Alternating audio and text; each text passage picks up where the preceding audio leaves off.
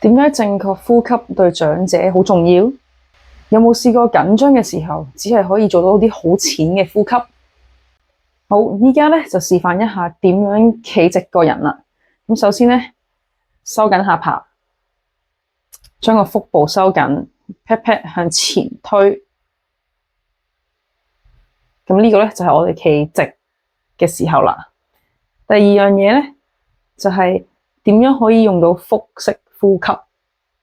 咁好多時咧，好多人咧都會用咗個胸口嚟呼吸嘅，就會好似而家咁啦。見到個膊頭會微微向上升啦，個肚會縮埋咗，心口會隆起嘅。咁呢個唔係我哋想要嘅呼吸，咁樣嘅呼吸咧，只會係一啲好淺層嘅吸氣。我哋而家想做嘅咧就係靠個腹去呼吸。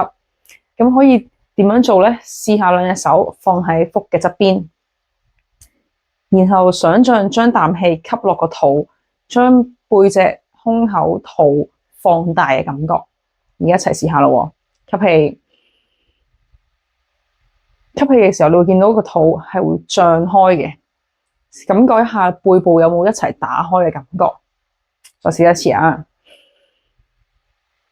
完全打開晒。我哋 hold 喺呢度，感受一下個肚脹開嘅感覺，然後慢慢用口將啖氣噴出嚟，好慢咁呼出嚟。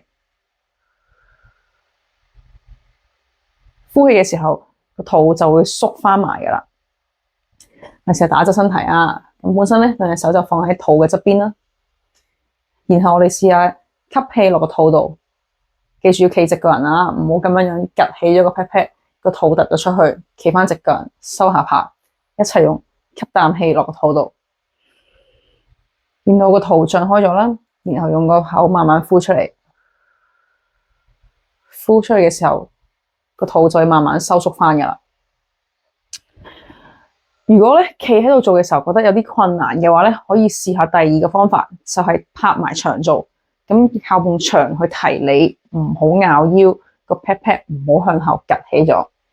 咁啊，不妨試一試呢個練習，每日用5分鐘，咁可能就可以好快學識到點樣用腹式呼吸噶啦。